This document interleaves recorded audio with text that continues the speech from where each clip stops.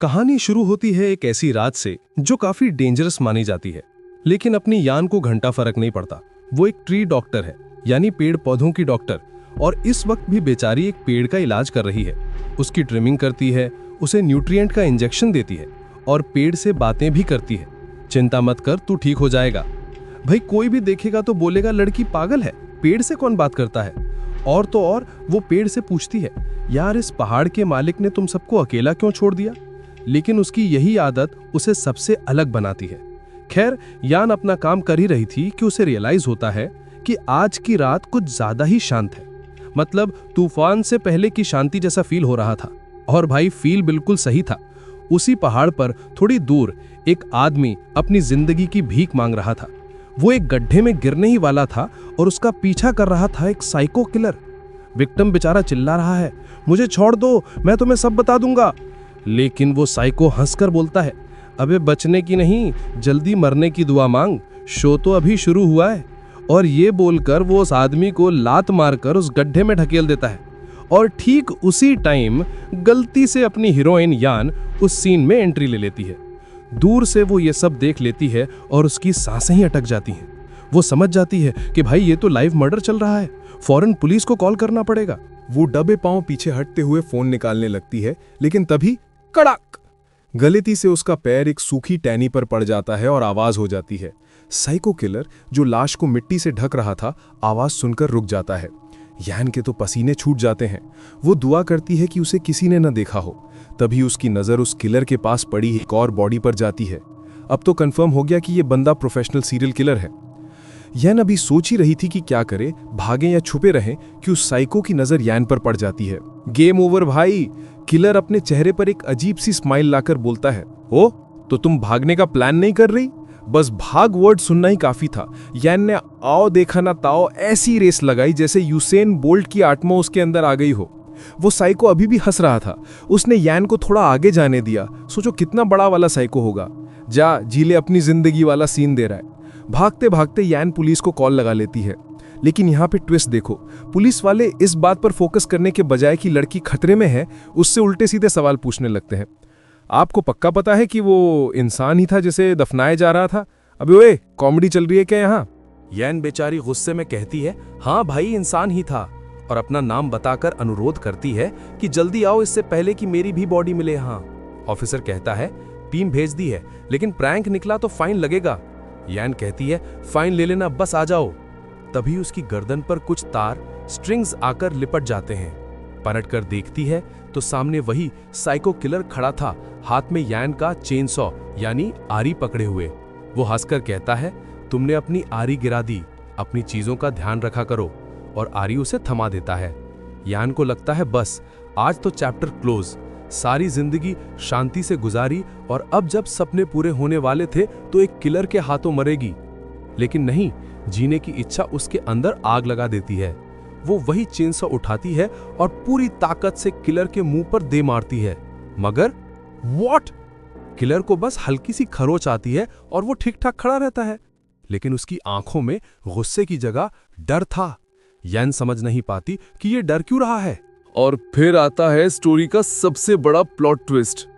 जिसे गड्ढे में दफनाया जा रहा था, वो आदमी उठता है, पीछे से आता है और एक बड़ा सा पत्थर उठाकर उस साइको किलर के सर पर दे मारता है। किलर बेचारा फाइट बैक करने की कोशिश करता है, पर बेहोश होकर गिर जाता है। यान तो शॉक में है। जिसको विक्टिम समझ रही थी वो तो हीरो निकला। जैसे ही किलर गिरता है, वो आदमी पत्थर फेंककर वहां से 9-2-11 हो जाता है। अब सीन में कौन बचा? अपनी डरी सहमी यान और सामने बेहोश पड़ा एक सीरियल किलर।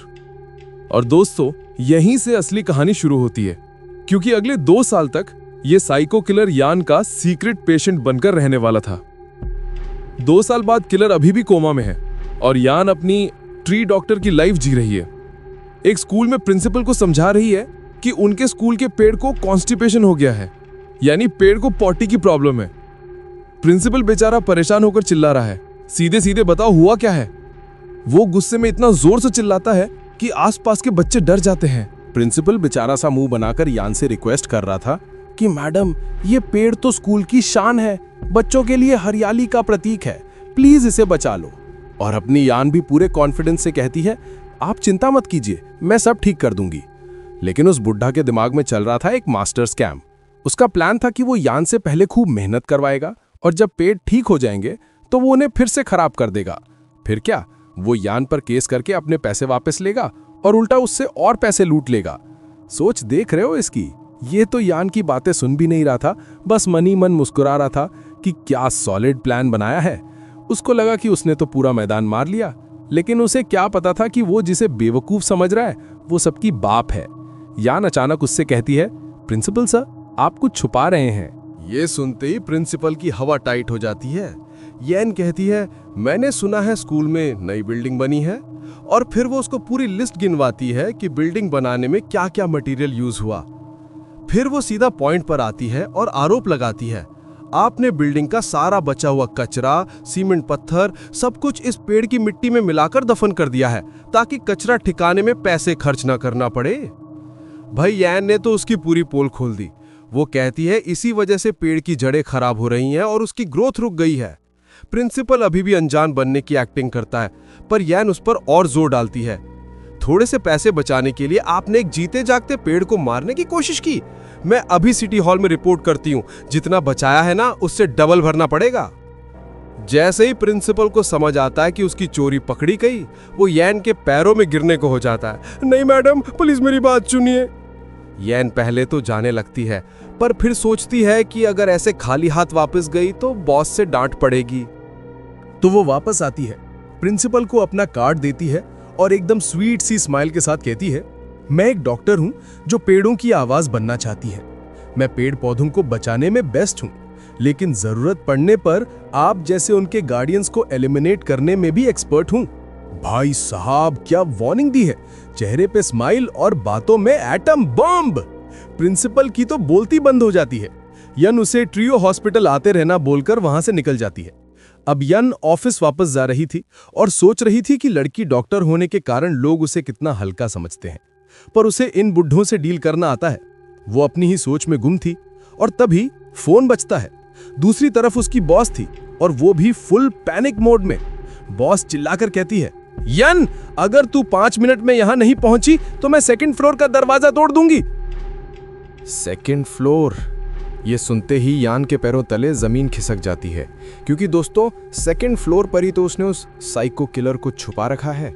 वो गाड़ी की स्पीड बढ़ाती है और बॉस को समझाने की कोशिश करती है, अरे वहां से आवाज कैसे आएगी, वो कमरा तो खाली है। लेकिन बॉस उसकी एक नहीं सुनती। वो कहती है, मुझे कोई आवाज आई है और मैंने तो ताला तोड़ने वाले यानी लॉकस्मिथ को भी बुला लिया है। अब तो यान की ऐसी फटी, वो बॉस से अनुरोध करती है, प्लीज बस 3 मिनट दो, मेरे आने तक दरवाजा मत खोलना। फोन कट जाता है। इधर लॉकस्मिथ बॉस से पूछता है, तो मैं ताला तोड़ूं? और बॉस कहती है, हाँ शुरू हो जाओ। भाई रेस अगेंस्ट टाइम शुरू हो चुकी थी। अगर यान 1 सेकंड भी लेट हुई तो उसका सबसे बड़ा राज, वो कोमा में पड़ा किलर, सबके सामने आ जाएगा। इधर लॉकस्मिथ ताले पर काम शुरू करता है, उधर यान रॉकेट की स्पीड से ऑफिस की सीढ़ियां चढ़ रही है। लॉकस्मिथ जैसे ही ताला खोलने वाला होता है, धड़ाम! यान दरवाजे के आगे आकर खड़ी हो जाती है और उसे रोक देती है जस्ट इन टाइम। वो लॉकस्मिथ को पैसे देकर वहां से भगा देती है। उसकी बॉस बहुत गुस्से में थी। इतनी जल्दी कैसे आ गई तू? मुझे देखना था उस कमरे में ऐसा क्या है। यान गुस्से में अपनी बॉस का कॉलर पकड़ती है और याद दिलाती है, मैंने कहा था ना सेकंड फ्लोर ऑफ लिमिट्स है, उसका मालिक कोई और है। लेकिन बॉस उसकी बातों को झड़क देती है, तू हमेशा बहाने बनाती है। मुझे लगता है तूने वहां सोने के बिस्किट यानी गोल्ड बार्स छुपा रखे हैं। चिंता मत कर, मैं चोरी नहीं करूंगी। यान बेचारी क्या करती, वो तो चाहती थी कि कोई इस मुसीबत यानी किलर को उससे चुरा ले जाए, लेकिन अपनी बॉस को सेफ रखने के लिए उसे झूठ बोलना पड़ता है कि कमरा सच में खाली है। यान की बॉस उस खाली कमरे में जाना चाहती है, लेकिन यान उसे अजीब बहाने देकर रोक देती है। सवाल यह है कि यान इतना बड़ा रिस्क क्यों ले रही है? आखिर उस कमरे में ऐसा क्या है कि अगर वो राज खुल गया तो उसकी जिंदगी बर्बाद हो जाएगी? चलो इस क्यों का जवाब ढूंढने के लिए चलते हैं 2 साल पीछे फ्लैशबैक में। ये बात है उस हादसे के ठीक अगले दिन की। यान जब होश में आती है तो वो अपने घर पर नहीं थी, उसके हाथों में हथकड़ी लगी थी और वो एक अजीब सी डरावनी जगह पर बंद थी और उसके ठीक सामने चेयर पर एक आदमी बड़े आराम से बैठा था। यान पहले तो कंफ्यूज हो जाती है। उसे बस इतना याद था कि वो पहाड़ पर थी, लेकिन तभी उसकी नजर आसपास जाती है और उसकी रूह कांप जाती है। वो एक बुचरखाने स्लॉटर हाउस में थी, एक ऐसी जगह जहां हर तरफ खून और मांस के टुकड़े पड़े थे। ये मंजर देखकर यान के होश उड़ जाते हैं और वो पैनिक करने लगती है। तब तक शांति से बैठा हुआ आदमी, जिसका नाम था क्वान गिजॉक, आखिरकार अपना मुंह खोलता है। वो यान से पूछता है, तुमने ऐसा क्यों किया? यान डरी हुई थी, उसे कुछ समझ नहीं आ रहा था। तो क्वान साफ साफ कहता है, जिस आदमी को तुमने मारने की कोशिश की वो मेरा छोटा भाई है। ये सुनते ही यान को समझ आ जाता है कि वो कितनी बड़ी मुसीबत में है। मतलब छोटा भाई साइको किलर, तो बड़ा भाई तो उससे भी बड़ा वाला होगा। लेकिन यान चुप नहीं रहती। वो हिम्मत करके कहती है, आपको गलतफहमी हुई है, मैं बस अपना बचाव कर रही थी, आखिरी बार तो मैंने किया भी नहीं था। यान उसे पूरी कहानी बताती है कि कैसे उसका भाई लोगों को मार रहा था और लाशें दफना रहा था। अब सुनो इस बड़े भाई का जवाब। वो एकदम आराम से पूछता है, तो एक आदमी को दफना ही रहा था ना, इसमें इतनी बड़ी बात क्या है? भाई साहब, इसका रिएक्शन देखकर तो यान को कंफर्म हो गया कि ये पूरा खानदान ही अजीब है। क्वान कहता है, मुझे तो बस इस बात से गुस्सा है कि तुम लोगों ने मेरे भाई का फन इंटरप्ट कर दिया। वैसे तुम्हारा मेरे भाई के बारे में क्या ख्याल है? ये कैसा सवाल है भाई? यान बेचारी क्या जवाब देती? वो समझ गई कि इसके सामने लॉजिक और कॉमन सेंस की बातें करना बेकार है। वो फिर से भीख मांगने लगती है, प्लीज मैंने उसे बेहोश नहीं किया, मैं तो बस पेड़ों की देखभाल करने गई थी। अपनी जान बचाने के लिए यान आखिर में चुगली कर देती है। वो कुआन को बता देती है कि उसके भाई को उस आदमी ने पत्थर से मारा था जिसे वो दफनाने जा रहा था। और हाँ, उसने ये भी कन्फेस किया कि उसने सेल्फ डिफेंस में चेन सॉ से अटैक किया था। लेकिन ये बड़ा भाई कुआन भी कोई छोटा मोटा खिलाड़ी नहीं था। वो यान की कहानी में एक झोल पकड़ लेता है। वो कहता है, मेरे भाई के कान बहुत तेज हैं, ये हो ही नहीं सकता कि कोई पीछे से आए और उसे पत्थर से मार दे और उसे पता भी ना चले। यान की तो सारी उम्मीदें टूट जाती हैं। उसे लगता है अब वो यहां से जिंदा नहीं जाएगी। पर तभी जब सारे रास्ते बंद लग रहे थे, ऊपर वाले ने एक दरवाजा खोल दिया। कुआन अचानक जान का नाम लेता है और कहता है, सुनो, मुझे डिटेल्स में कोई इंटरेस्ट नहीं है। मैं चाहूं तो सारा इल्जाम तुम्हारे सर पर डालकर तुम्हें गुनहगार साबित कर सकता हूं। वो आगे कहता है, लेकिन क्योंकि तुम वो आखिरी इंसान थी जिसने मेरे भाई को कोमा में जाने से पहले देखा था, इसलिए इसकी कीमत तुम्हें चुकानी होगी। और फिर वो उसके सामने एक डील रखता है, एक कॉन्ट्रैक्ट। कॉन्ट्रैक्ट ये था कि यान उसके छोटे भाई किलर की देखभाल करेगी जब तक कि क्वान असली गुनहगार पत्थर मारने वाले को ढूंढ नहीं लेता। और जिस दिन वो गुनहगार मिल जाएगा, क्वान उसे यान की जगह पर ले आएगा। यान के पास और कोई ऑप्शन नहीं था, उसने कॉन्ट्रैक्ट साइन कर दिया। तो इस तरह पिछले 2 साल से यान उस साइको किलर, जिसका नाम हुआन च्यू है, की देखभाल कर रही थी। क्वान इतना पावरफुल था कि उसने एक ही दिन में क्राइम सीन साफ करवा दिया। पुलिस ने उल्टा यान पर झूठी रिपोर्ट का फाइन लगा दिया और यान के घर पर 2nd फ्लोर एक रात में बनवाकर मेडिकल स्टाफ भी लगा दिया। यान समझ गई थी कि अमीर और पावरफुल लोग कुछ भी कर सकते हैं।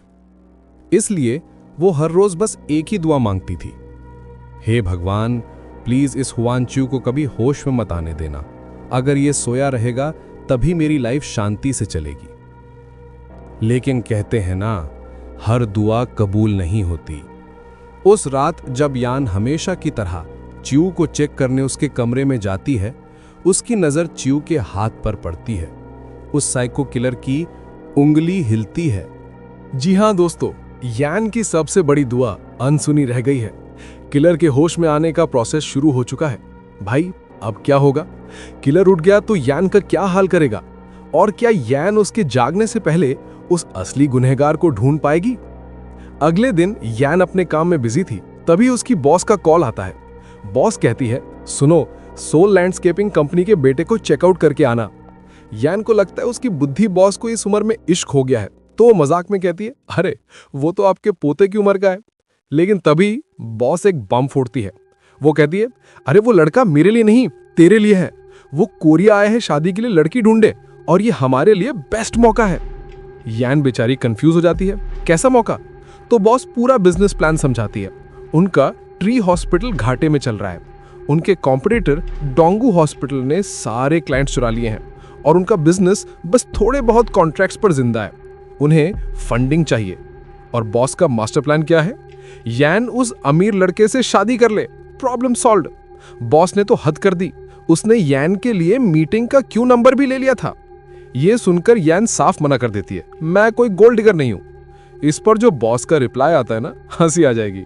बॉस कहती है, अबे चुप कर, तेरे में गोल्ड डिगर वाले स्किल्स और पर्सनालिटी दोनों ही नहीं है, तो ड्रामेटिक मत बन, बस जा उससे मिल और एक अच्छा इंप्रेशन बना। भाई सॉलिड बेइज्जती। खैर पता चलता है कि उस लड़के के बाप और यान की बॉस पहले साथ में काम करते थे, इसलिए उन्होंने ही ये रिश्ता लाया था। बॉस बेचारी यान को समझाती है कि अच्छा पति किस्मत से नहीं दिमाग से चुना जाता है, लेकिन यान गुस्से में गार्डन चेक करने के बहाने वहां से निकल जाती है। बाहर धूप में खड़े होकर यान सोचती है, ये रिश्ते नाते मेरे लिए जहर हैं, मुझे बस एक शांत सी लाइफ चाहिए। लेकिन फिर उसे याद आता है, शांत लाइफ?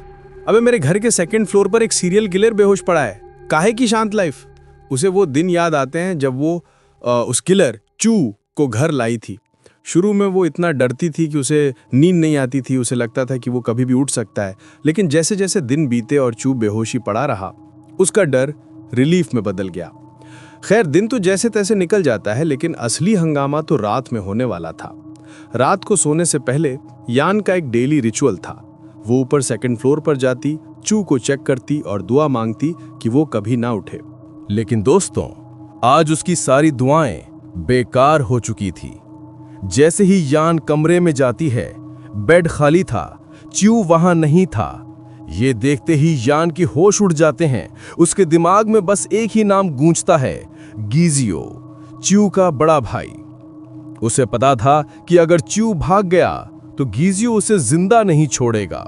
वो घबराकर कमरे में दौड़ती है उसे ढूंढने के लिए, और दरवाजे के पीछे चुपचाप वो साइको किलर खड़ा था।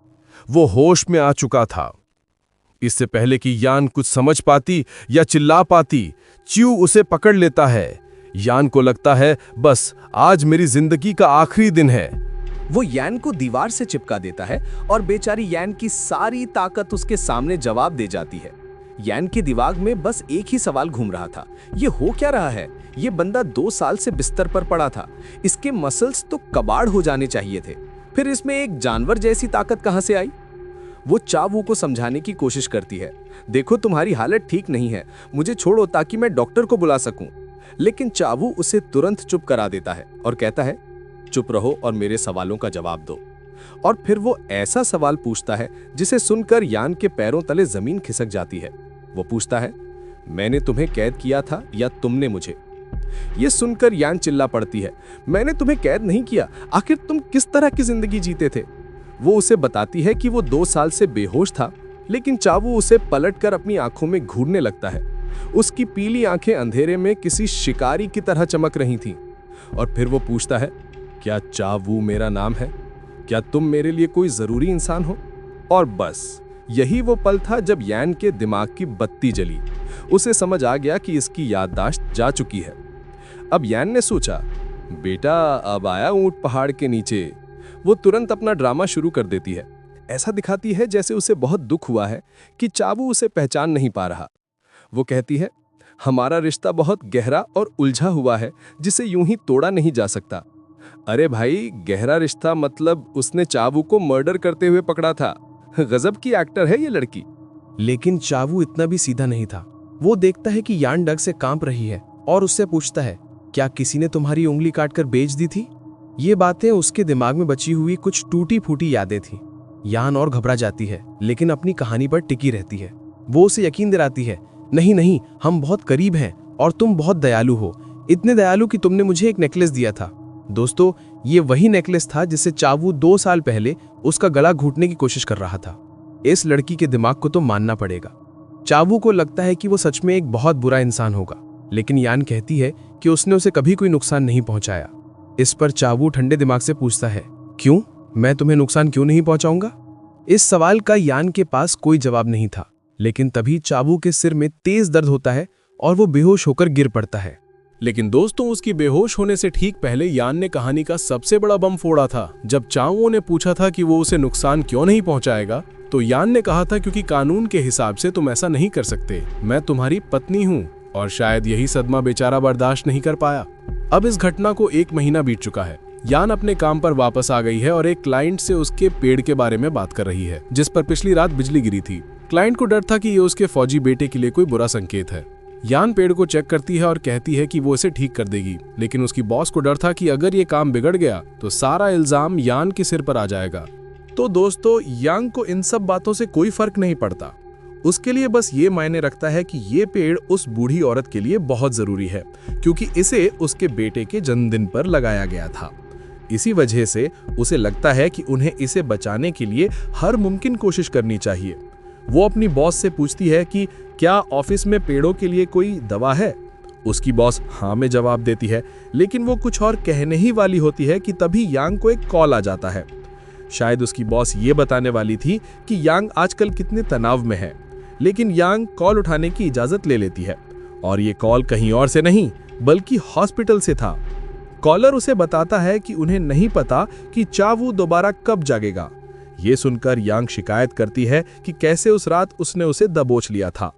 डॉक्टर बताता है कि भले ही चावू 2 साल की लंबी नींद के बाद उस दिन जागा था, लेकिन वो ये नहीं बता सकते कि वो अगली बार कब जागेगा। डॉक्टर यान को बताता है कि चावू की रिकवरी बहुत तेज हुई है, लेकिन उसमें हाइपरसोम्निया नाम की एक दुर्लभ बीमारी के लक्षण दिख रहे हैं। इस बीमारी को स्लीपिंग ब्यूटी डिजीज के नाम से भी जाना जाता है और सारे टेस्ट करने के बावजूद उन्हें इसका कोई साफ कारण नहीं मिल पाया है। उन्होंने ये भी नोटिस किया कि भूलने की बीमारी यानी एमनीजिया के अलावा चावू के दिमाग में कोई और गड़बड़ी नहीं है। डॉक्टर के मुताबिक उन्हें सही डायग्नोसिस के लिए मरीज पर थोड़ी और नजर रखनी होगी। आमतौर पर जब हाइपरसोम्निया का मरीज सोता है तो कोई नहीं जानता कि वो अगली बार कब जागेगा। चावू के लिए यह समय 3 से 5 दिन तक बढ़ गया था, लेकिन अब 12 दिन हो चुके हैं और वो नहीं जागा है। फोन रखने से पहले यान डॉक्टर से कंफर्म करती है, तो आप कह रहे हैं कि आपको नहीं पता वो कब जागेगा? डॉक्टर हाँ कहता है और ये सुनते ही यान राहत की एक लंबी सांस लेती है। वो खुशी खुशी डॉक्टर को धन्यवाद देती है और उन्हें और मेहनत करने के लिए कहती है, लेकिन यान की आवाज का टोन सुनकर डॉक्टर हैरान रह जाता है। जब यान वापस आती है तो वो उन औरतों से इंतजार करवाने के लिए माफी मांगती है और पूरे जोश के साथ उस पेड़ को बचाने की कसम खाती है। उसके शब्द उस बूढ़ी औरत को उम्मीद देते हैं और उसकी बॉस को भी पता चल जाता है कि यान ने अपनी परेशानियां सुलझा ली हैं। दूसरी तरफ डॉक्टर अभी भी यान के जवाब से हैरान था। उसे लगता है कि यान ने ऐसा इसलिए किया क्योंकि वो बहुत ज्यादा स्ट्रेस में है और उसकी भावनाएं अस्थिर हैं। तभी डॉक्टर को याद आता है कि वो ये बताना तो भूल ही गया कि स्लीपिंग ब्यूटी डिजीज के साथ अजीब व्यवहार, ज्यादा खाना, गुस्सा और हाइपरसेक्सुअलिटी जैसे साइड इफेक्ट्स भी आते हैं। लेकिन वो उसे वापस कॉल करने के बजाय ये सोचकर बात को टाल देता है कि जब पता ही नहीं कि चावू कब जागेगा तो बाद में बता देगा। लंच पर जाते हुए डॉक्टर गिजियो के बारे में सोचता है कि वो अपने छोटे भाई के लिए कितना परेशान होगा। अगर उसके बस में होता तो वो चावू को बेहतर सुविधाओं वाले एक बड़े हॉस्पिटल में शिफ्ट कर देते। लेकिन जो भी हो, अभी तो चावू को वापस यान के घर ले जाया जा रहा है। डॉक्टर के लिए ज़रूरी बात बस अपना पैसा लेना और जो कहा गया है वो करना है। लेकिन एक बात डॉक्टर को परेशान कर रही थी। जब चावू जागा था तो वो बार बार दोहरा रहा था, प्लीज़ मत जागो, जो सच में बहुत अजीब था। तो दोस्तों, डॉक्टर से बात हुए कुछ दिन बीत चुके हैं। एक और आम सी रात है और यान घर पर है। सोने से पहले उसे चावू को चेक करना है। उसे चावू के साथ फंसे हुए 2 साल हो गए हैं, लेकिन इस वक्त वो बहुत शुक्रगुजार है क्योंकि अब वो चीज़ों को अपने फ़ायदे के लिए इस्तेमाल कर सकती है। ऐसा इसलिए क्योंकि 1 महीने पहले उसने चावू से झूठ बोला था कि वो उसकी पत्नी है। ये एक बहुत बड़ा झूठ था जिसका उसे कुछ समय के लिए पछतावा भी हुआ। लेकिन अब जब वो शख्स बेहोश है जिससे उसे डर लगता है और किसी को नहीं पता कि वो कब जागेगा, तो उसे लगता है कि उसके पास अपनी गड़बड़ी को ठीक करने का मौका है। उसके लिए ये किसी चमत्कार से कम नहीं है। आज ही उसे हॉस्पिटल से डिस्चार्ज करके वापस यान के घर लाया गया था, इसलिए वो बस उसे चेक करना चाहती है। लेकिन उसकी हैरानी का ठिकाना नहीं रहता जब वो देखती है कि चावू बिस्तर पर नहीं है। उसके गायब होने से यान मन ही मन उसे कोसती है। वो उसे ढूंढने के लिए सड़क पर भागती है। वो जानती है कि उसकी हालत ठीक नहीं है, इसलिए वो ज्यादा दूर नहीं गया होगा। लेकिन पूरी जगह छान मारने के बाद भी जब वो उसे नहीं ढूंढ पाती तो वो सोचने लगती है कि अगर वो उसे नहीं मिली तो उसका क्या होगा। पिछली रात के ड्रामे के बाद यान की सुबह और भी ज्यादा खौफनाक होने वाली थी। जैसे ही उसकी नजरें जमीन पर पड़े खून के एक लंबे निशान पर पड़ती हैं, एक पल के लिए उसकी धड़कनें ही रुक जाती हैं। कांपते हुए दिल से जब वो उस निशान का पीछा करती है तो सामने का नजारा देखकर उसके होश उड़ जाते हैं। सामने चावू खड़ा था और उसके हाथ में था एक मरा हुआ मुर्गा जिसे उसने बेरहमी से मार डाला था। उसकी आंखों में एक अजीब सी ठंडक और जंगलीपन था जिसे देखकर यान के कदम अपने आप पीछे हटने लगते हैं। लेकिन भागने से पहले वो खुद को संभालती है और सोचती है कि इस मुसीबत को वापस घर कैसे ले जाया जाए। हिम्मत जुटाकर यान उससे पूछती है, तुम यहां बाहर क्या कर रहे हो? तुम तो ठीक से चल भी नहीं सकते। फिर वो उसे मुर्गा नीचे रखने को कहती है, लेकिन चावू की तरफ से कोई जवाब नहीं आता। जब यान थोड़ा और जोर देती है तो उसे एहसास होता है कि चावू ने उस मुर्गे को अपने दांतों से फाड़ा है। ये देखकर उसे घिन आने लगती है और वो उल्टी करने ही वाली होती है कि तभी चावू की आवाज आती है।